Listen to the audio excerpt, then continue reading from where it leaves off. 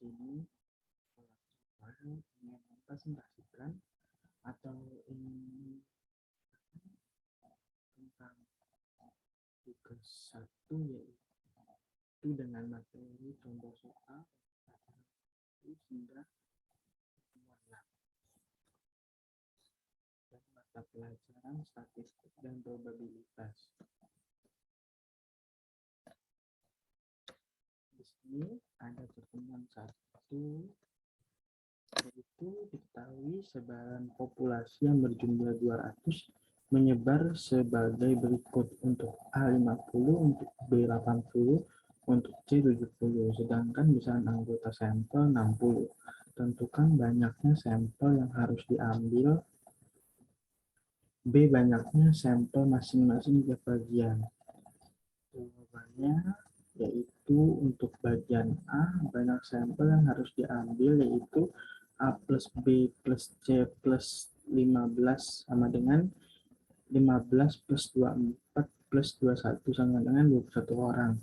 Untuk B, untuk jawaban B, untuk A dalam kurung 50 per 200 dikali 60 sama dengan 15. B 80 dibagi 200 dikali 60 sama dengan 24. C 70 dibagi 200 dikali 60 sama dengan 21. Lanjut ke pertemuan 2. Berikut adalah hasil kemampuan berpikir kritis 75 mahasiswa sebagai berikut. Ini adalah contoh tabelnya. Kemudian kita menentukan range atau R, yaitu selisih skor tertinggi dan skor terendah. R sama dengan 95 sampai 48 sama dengan 47. Menentukan banyaknya kelas interval menggunakan aturan Strugus dengan rumus banyak relasi dalam kurung BK sama dengan 1 plus 3,3 log N, di mana N menyatakan banyaknya data. N sama dengan 75, dengan demikian BK plus 1 sama dengan 1 plus 3,3 dikali log 75.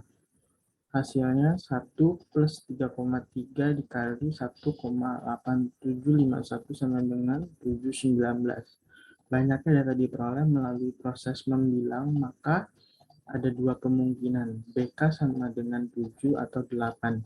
Panjang kelas sama dengan rentang dibagi banyaknya kelas BK. Panjang kelas sama dengan 47 dibagi 7 sama dengan 6,71 atau dibulatkan jadi 7. Hasilnya harus memenuhi syarat BK kali P lebih besar daripada R plus 1. Jadi 7 kali 7 dalam kurung 47 tambah 1 sama dengan 49 lebih besar dari 48. Menentukan data pertama dengan cara menggunakan data terkecil sebagai data bawah kelas interval pertama. Di sini kita akan menyusun kelas intervalnya, tabel distribusi frekuensi, yaitu diurutkan. Skor 48 sampai 54 ada 2, skor 55 sampai 61 ada 6, skor 62 sampai 68 ada 10, skor 69 sampai 75 ada 16, skor 76 sampai 82 ada 21, skor 83 sampai 89 ada 15, skor 90 sampai 96 ada 5, dan memiliki hasil jumlah yaitu 75. Di sini ada pertemuan 3, yaitu kita membahas tentang jumlah, yaitu menggunakan sum. Jadi kita cek dulu di tabel 12A, A yang 12 hingga ke A53. Itu menggunakan rumus sum, sedangkan rata-rata itu kita menggunakan average, kemudian bilangan terendah itu menggunakan min, dan bilangan tertinggi menggunakan max. Sedangkan simpangan baku itu menggunakan STDEV. Pertemuan 4. Nisa melakukan percobaan dengan melempar sebuah dadu. Tentukan A. Peluang muncul mata dadu angka ganjil. B. Peluang muncul mata dadu dengan angka kurang dari 6. Dapat diselesaikan dengan diketahui ruang sampel pelemparan dadu S dalam kurung 1, 2, 3, 4, 5, 6 hingga NS sama dengan 6. Jawaban dari A, misal A adalah kejadian muncul pada mata dadu berangka ganjil, maka A135 NA sama dengan 3, PA sama dengan NA dibagi NS, PA sama dengan 3/6 sama dengan 1/2. Sedangkan B adalah kejadian muncul mata dadu berangka kurang dari 6, maka B sama dengan 1, 2, 3, 4, 5, NB 5, PB sama dengan NB dibagi NS sama dengan PB 5/6.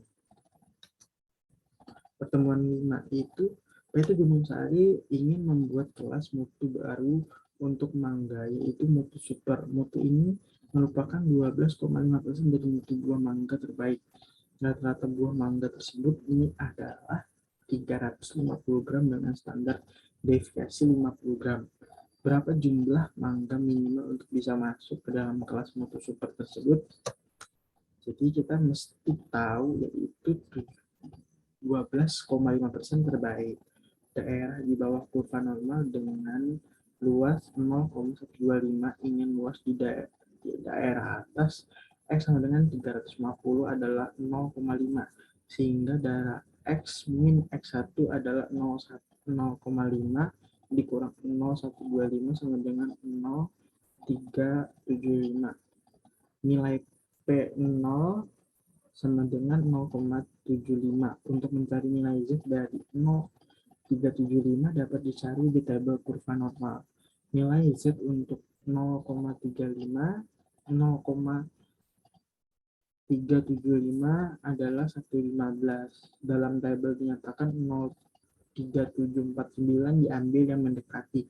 Apabila diketahui X untuk O, maka nilai S1 dapat dicari dengan Z sama dengan X dikurang U sama dengan O, S1 sama dengan Z dikali O ditambah U.